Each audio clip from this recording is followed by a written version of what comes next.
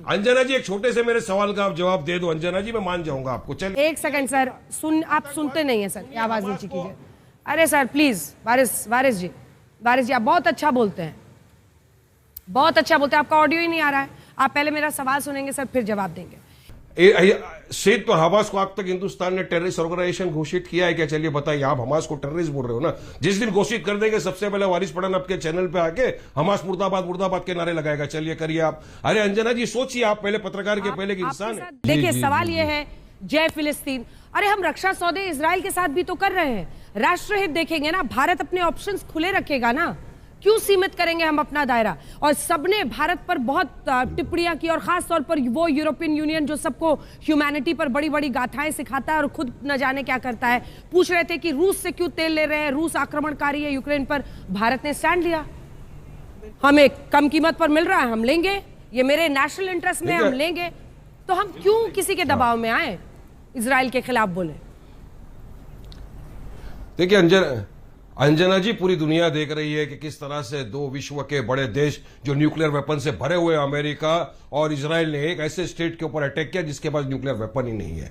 तुलसी Gabbard ने कहा कि ईरान के पास न्यूक्लियर वेपन नहीं है, कांग्रेस ने कहा वेपन नहीं है। यूएससी के इंटेलिजेंस का असेसमेंट है कि 3 महीने से 3 साल तक भी ईरान के पास न्यूक्लियर वेपन नहीं आ सकता, उसके ऊपर अटैक करे तो इसराइल के खिलाफ तो कोई कुछ नहीं बोलता। इसराइल वो है बुचर ऑफ गाजा, जिसने आप सबने देखा किस तरह से गाजा के अंदर 55,000 लोगों का नरसंहार कर दिया। आप अस्पताल की बात करते, 30 से ज्यादा अस्पतालों में तो इसराइल ने अटैक कर दिया, फिलिस्तीन के अंदर खत्म कर दिया है सबको। अभी फिलिस्तीन के अंदर लोग लाइन में खड़े हैं खाना मांगने के लिए, भूखे प्यासे, उसके ऊपर फायरिंग करके 60 लोगों को मार दिया। 5 साल के बच्चों को भूखा मार दिया इसराइल ने। यूनाइटेड नेशन के कन्वेंशन को नहीं मारता।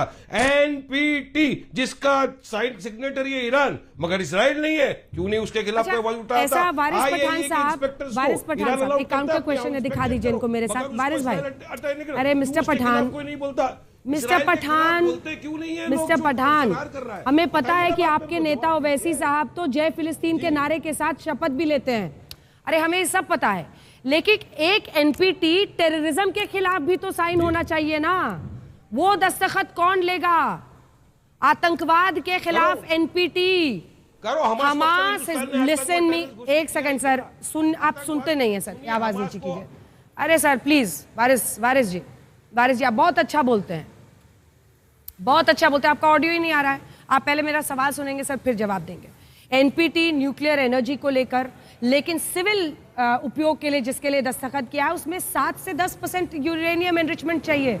वो 60% से ऊपर कर चुका है, जो कि 90% की तरफ बढ़कर न्यूक्लियर एनर्जी बन सकता है। मैं वो भी जस्टिफाई नहीं कर रही, मैं तो सिर्फ ये पूछ रही हूं कि हिजबुल्ला, हूती, हमास, इस पर एनपीटी क्यों नहीं साइन करता है ईरान? सिंपल क्वेश्चन है। सैयद तो हमास को अब तक हिंदुस्तान ने टेररिस्ट ऑर्गेनाइजेशन घोषित किया है क्या? चलिए बताइए, आप हमास को टेररिस्ट बोल रहे हो ना। जिस दिन घोषित कर देंगे सबसे पहले वारिस पठान आपके चैनल पे आके हमास मुर्दाबाद मुर्दाबाद के नारे लगाएगा। चलिए करिए आप। अरे अंजना जी सोचिए, आप पहले पत्रकार के पहले इंसान है, मैं भी लॉयर और पॉलिटिशियन के पहले इंसान हूं। इंडिया के खिलाफ बोलने में आपको टाइम नहीं लगता है, लेकिन ईरान के खिलाफ बोलने में बहुत दिक्कत हो रही है। आप सर देखिए, भारत का बहुत अच्छा रिश्ता है ईरान से, और इसीलिए तो राष्ट्रपति से पीएम ने बात भी की है। बट आप तो बताइए ना, ये आपको भी पता है कि हिजबुल्ला, हूती, हमास, अशोक सज्जन, हार जीजे जैसे कद का डिप्लोमेट बता रहे हैं, जिन्होंने वहां पर इन पूरे मतलब मिडिल ईस्ट सबको लेकर उन्होंने काम किया है, वो बता रहे हैं कि कैसे वो प्रॉक्सी वॉर ये लड़ता है। पर आपको नहीं दिख रहा है, यही मैं समझना चाह रही हूं कि कौन सी पट्टी है ये। अब बोलिए, अब ऑडियो आएगा। जवाब दे दो अंजना जी। अंजना जी, एक छोटे से मेरे सवाल का आप जवाब दे दो। अंजना जी, मैं मान जाऊंगा आपको। चलिए, आप भी पहले पत्रकार के पहले इंसान हो, वारिस पठान भी लॉयर पॉलिटिशियन के पहले इंसान है। कोई मजलूम तकलीफ में आया, उसके ऊपर मार पड़ रही थी, आपने उसको अपने घर में रहने की जगह दी। वो आपके घर में आया, रहा, उसने आपको आपके घर से बेघर कर दिया, आपका घर खा गया। आप क्या करोगे? उसके खिलाफ लड़ोगे या खामोशी के साथ बैठ जाओगे? ये है असल फिलिस्तीन और ये असल इसराइल की लड़ाई। इसराइल वो मुल्क है जो धोखेबाज है, जिसको रहने की जगह दी। जब हिटलर मार रहा था, यूरोपियन कंट्रियों में जगह नहीं मिल रही थी, फिलिस्तीन ने उनको जगह दिया, उसने वेस्ट बैंक ले लिया, गाजा स्ट्रिप बना दिया, सब कर दिया। फिर भी आप बोलोगे इसराइल का साथ दो क्या? यकीन मानो अंजना जी, ईरान के साथ तो हमारे संबंध थे। ईरान ने कभी हिंदुस्तान के बारे में कोई गलत बात बोला नहीं।